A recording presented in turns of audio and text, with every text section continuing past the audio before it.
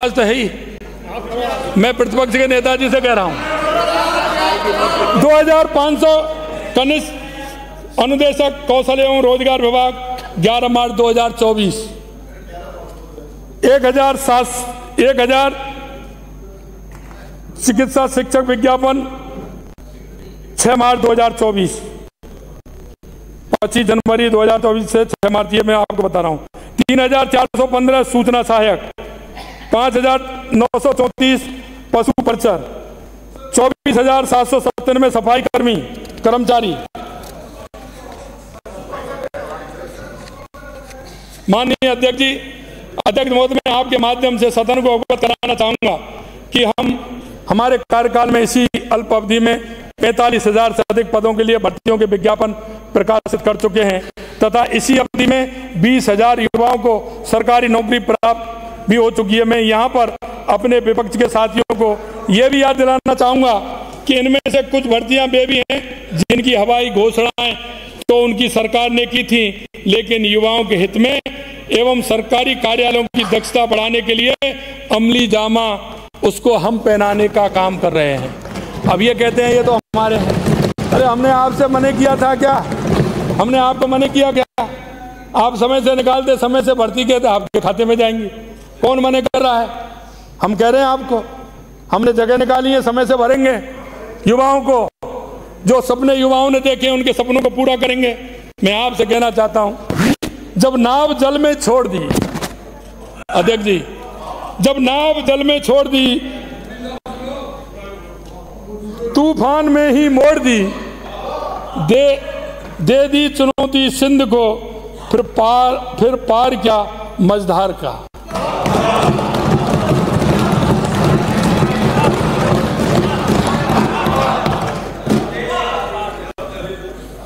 मैं तो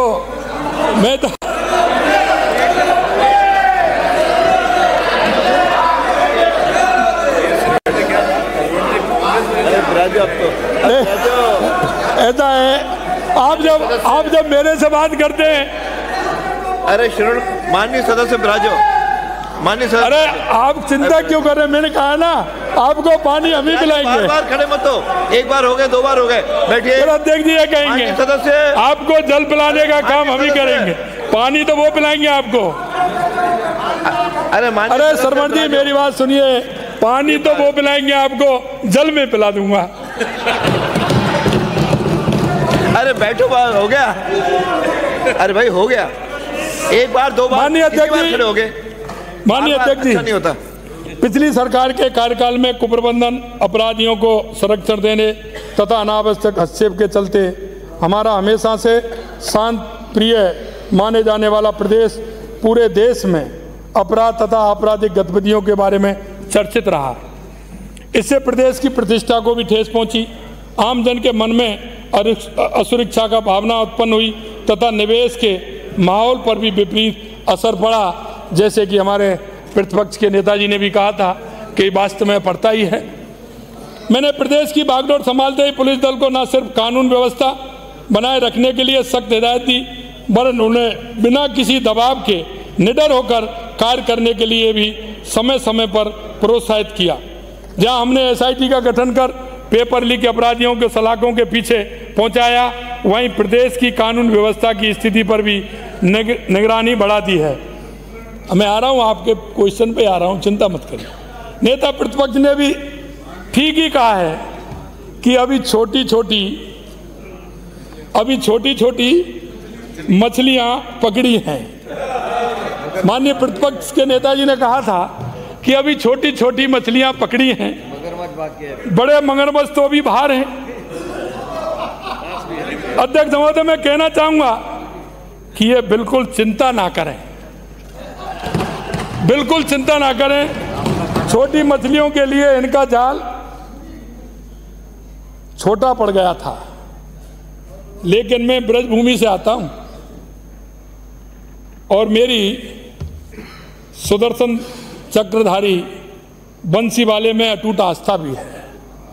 और आपको पता है इनका जाल जरूर छोटा पड़ गया होगा, परंतु उसके सुदर्शन चक्र से कोई नहीं बच पाएगा।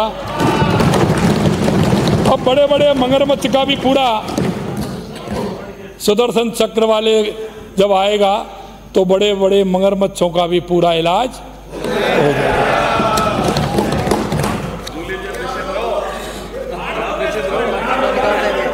कांग्रेस सरकार के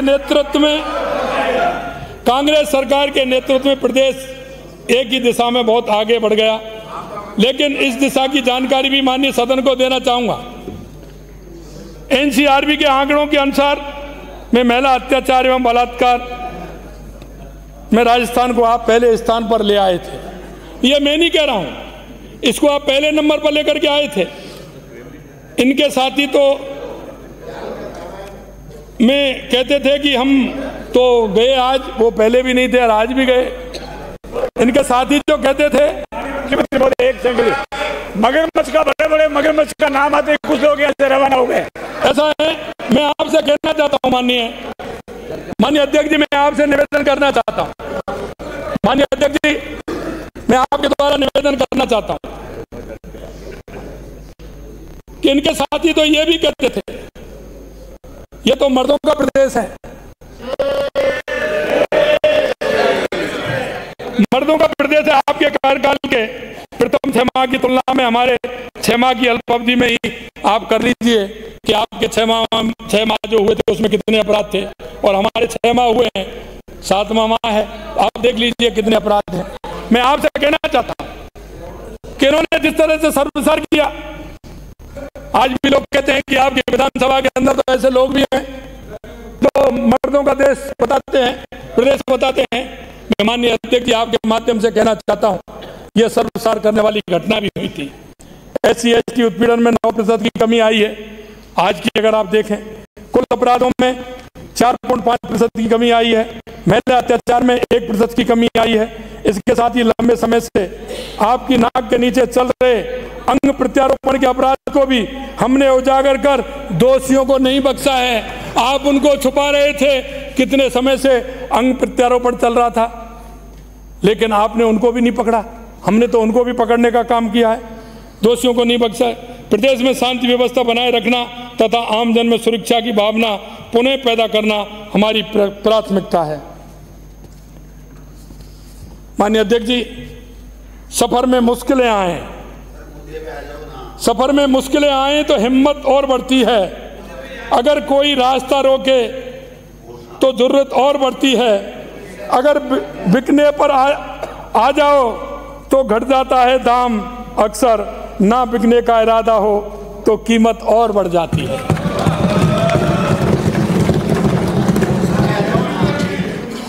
माननीय अध्यक्ष जी अभी कह रहे थे कि हमारे बजट में हमारी वित्त मंत्री जी ने $350 बिलियन अर्थव्यवस्था का जिक्र किया। माननीय अध्यक्ष जी, हम राज्य की अर्थव्यवस्था को हमारे शासनकाल में हम कह रहे हैं $350 बिलियन 29,30,000 रुपये तक पहुंचाने के लिए कृत संकल्प है। राज्य की अर्थव्यवस्था को अगले 5 वर्षों में $350 बिलियन तक पहुंचाने के लिए पहले दिन से ये प्रयास शुरू कर दिए हैं, जिसका सुखद परिणाम राज्य के GSDP के द्वितीय अग्रिम अनुमानों में देखने को भी मिला है।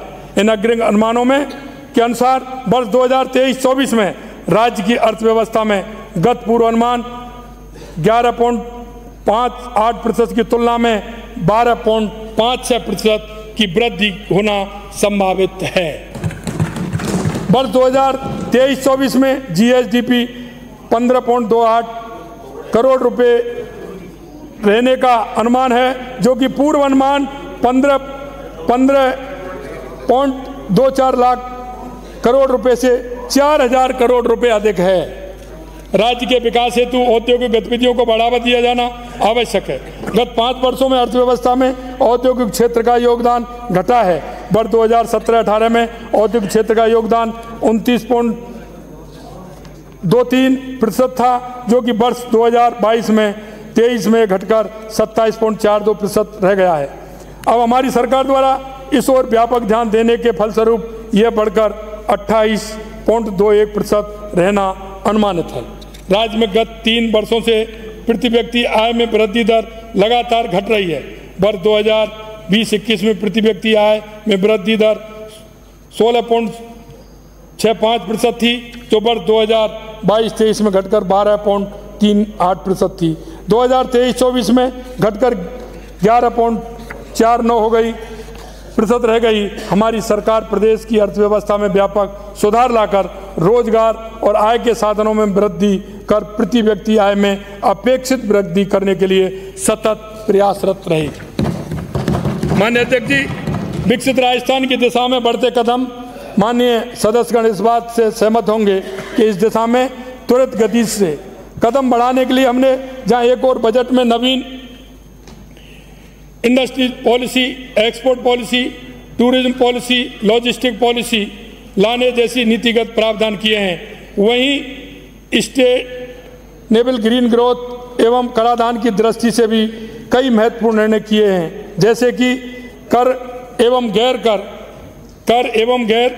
राजस्व की प्रक्रिया का सरल करने के साथ ही पारदर्शिता में सुनिश्चित की जा रही है।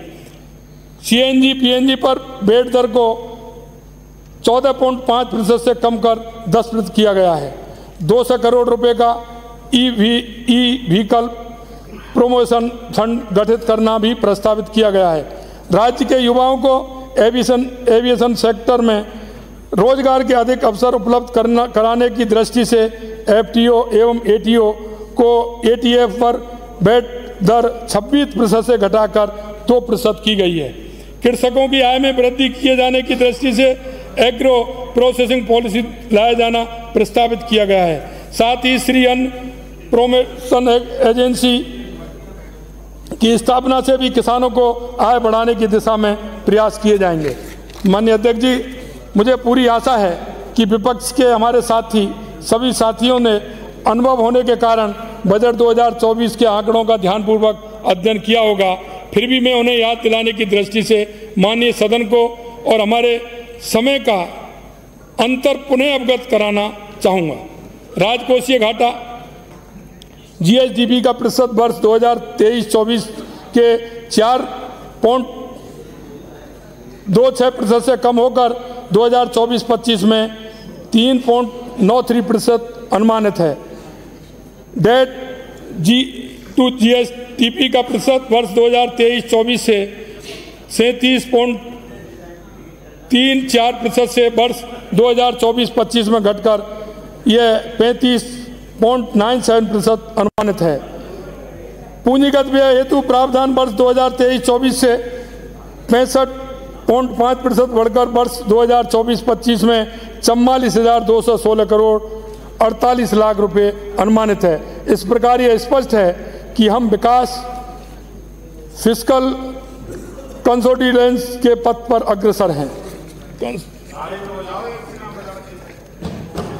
माननीय अध्यक्ष जी, मैं एक और बात कहना चाहता हूँ।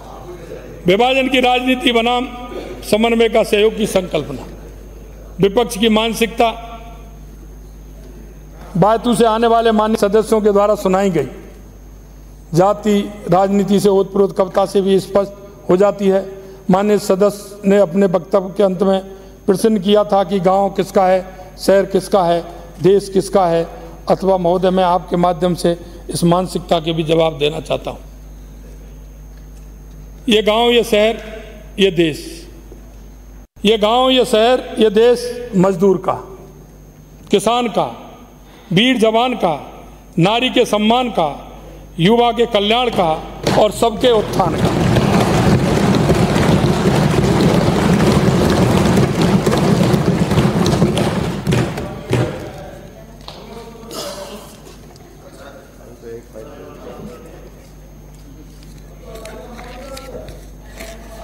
माननीय अध्यक्ष जी, आपके माध्यम से कुछ नवीन घोषणाओं का